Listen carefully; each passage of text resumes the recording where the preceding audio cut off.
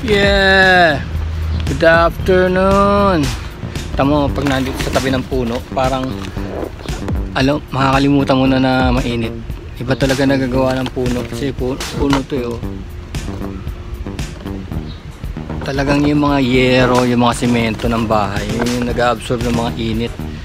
Hindi kagaya ng puno, kaya nilang i-dissipate yung init. Tapos dito sa ilalim ng puno, maganda pa yung oxygen na binibigay ng puno. Of course, let's recap our weekend. Grabe, tingnan nyo, binigyan ako ni Boss A ng bagong color scheme ng Premium Gears jersey.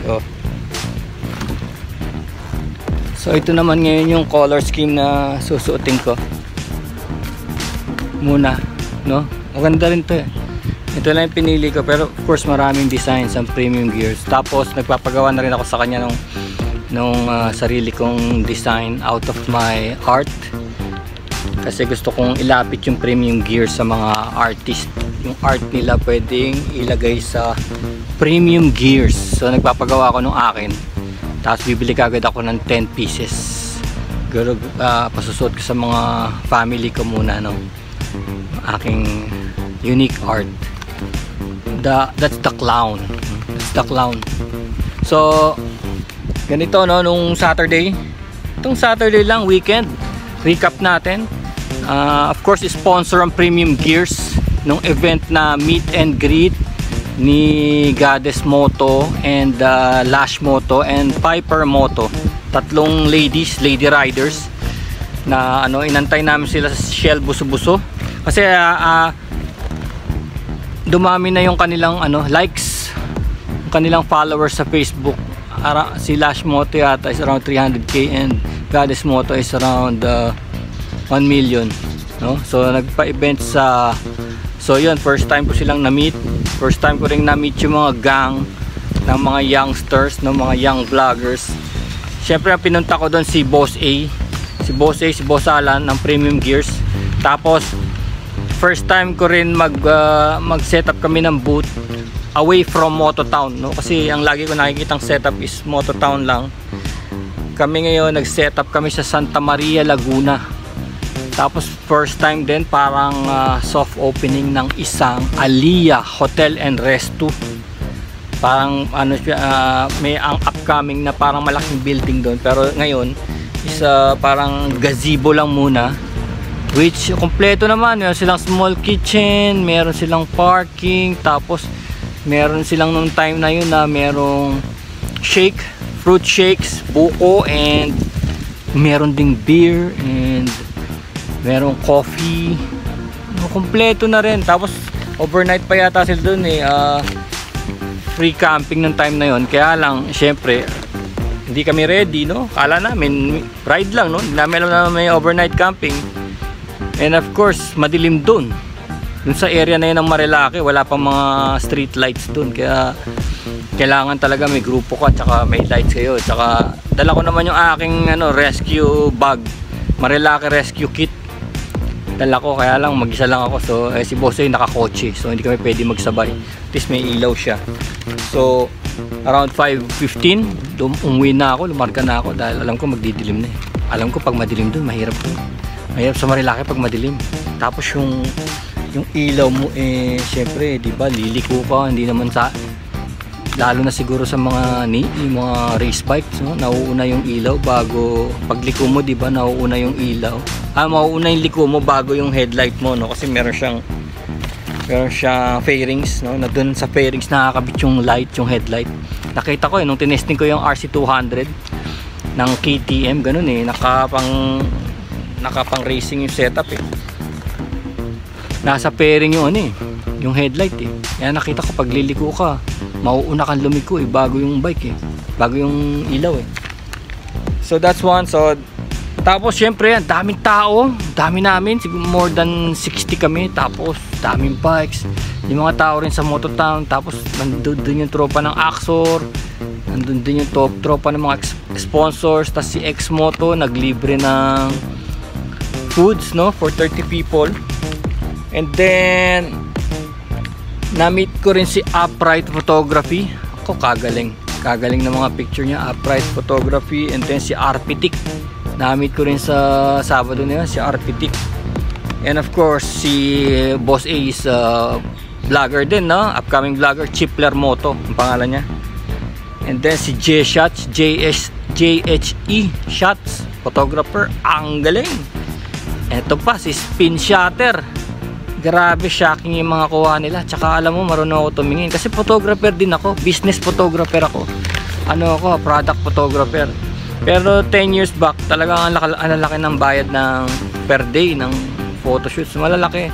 Minimum is around 5 to 10 per day, 5 to 10k per day. Pero ngayon nakita ko yung mga sports photography, especially kagaya ng mga pitikero sa Marilake, libre na lang. Imagine that, libre na lang, tapos marunong ako tumingin ng gamit because meron din akong gamit nung time ko nung may studio pa kami. Kalahating milyon ng mga dala-dala nilang camera. Hindi yan mapapansin ng ibang ordinaryong tao na ganun kamahal yung mga camera na dala-dala ng mga pitikero. And libre, no? So libre, hindi mo naman pwedeng masasabing nagpa-practice sila kasi minsan maghapon sila doon, no? So hindi siya madali. Iniisip ng iba madali, kaya hingi lang ng hingi ng mga pictures. Hindi siya madali at hindi siya matipid, no? Kaya si Boss A nung nagsabing gusto niya asikasuhin yung vlog niya, sabi ko maganda ka dahil it's not cheap, no? It's not cheap. Pagpunta lang sa mga lugar-lugar, lalo na kung adventure tourism and riding, punta lang sa lugar, gagastos ka, diba? In the beginning, gasolina mo, tapos yung accommodation, pagkain and everything, tapos bibili ka pa ng mga gear mo sa vlogging, and then i-edit mo pa, so matrabaho, no? Pero fulfilling naman for me kasi may pera naman talaga, although maliit na lang ngayon, pero marami ka nakikilalang connection, no? So bantayan niyo yung mga photography na yan, kasi dati nagpo-photography kami sa mga big companies eh, kaya yung mga San Miguel ganyan, SM, Bamboo Band, Baga Verde, marami na rin akong Bank of Commerce, Filinos, ganyan, growers, peanuts, marami. Kaya alam ko talaga na mahal yung gear at di madali kasi kailangan mong i-satisfy yung customer, no? Dahil nagbabayad siya. So ganun yun, dapat maisip nyo yun pag hingi kayo ng mga pictures dun sa mga photographer na inangarag nyo pa, no? Minsan di pa nakakauwi sa bahay eh. Kinukulit nyo daw yung mga photographer na may day nyo daw yung shot nya. Minsan di pa sigurado kung nakuhanan nga kayo, no? Di naman porke dumaan kayo dun makukuhanan kayo. Sabi nga ni Arpitic eh, minsan nga dinidescribe pa daw yung yung motor niya. Sabi, ganito po motor ko, Mio, kulay white, yung jersey ko po green, helmet ko is pink, ganyan. Sa dami ng shots, no? Minsan in a day 1,000 shots. Imagine that, in a day 1,000 shots, tapos pakahanapin yung tao na gano'n for nothing, no? Minsan nakakatawa. Ang swerte ko naman dahil yung mga kaibigan ako, sina Daddy Legend, mahilig mangalkal sa mga pitik ng mga pages ng mga pitikero, kaya nakikita pati akin, tapos tinatag na lang ako, no? So yun na. Tapos ito naman, nakilala din natin si Lexi Brie, B-R-I-E, Lexi Brie nandun.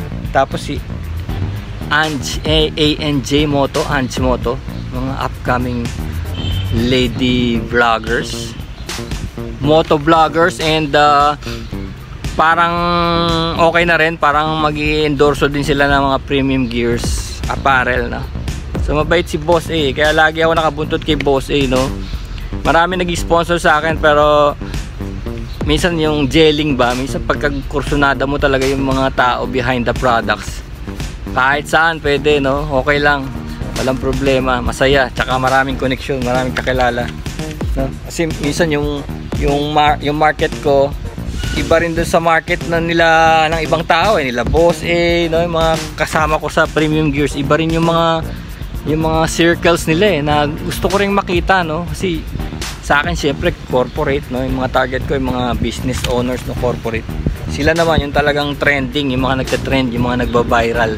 Hindi ko nasusundan yung mga yon kasi masyado na rin marami. So nung Sunday naman, ang rides ko with the Black Riders, Black Riders, yung mga 1969 pang naitatag na ano, na grupo. Of course, medyo may edad na sila ngayon, no? Kaya sinasamahan ko sila, especially Daddy Legend, Ed Cruz Daddy Legend. 79 siya years old this month, and kasama niya yung mga katropa niya na mga motocross riders din, and medyo may edad na rin, kasi yun ang future natin, yun ang future ko. Hindi natin may kakaila na hilig natin sa motor. Yun ang future natin, nakikita natin. Ang tanong ba, magra-ride ka pa pagdating mo ng 70, 75, magra-ride ka pa, di ba? Kaya mo pa ba? Of course, nandiyan si Tatay Dan Purple Rider, na yun din ang reason kung bakit gusto natin siyang kasama, dahil yun din siya din ang future natin, ano. Kumbaga reklamo sa init, no. How about them? Paano sila, no? Magreklamo tayo ng camping, riding, and everything. Kaya pa ba yan? Ayan ang future natin. Makikita natin sila, how they do it, no.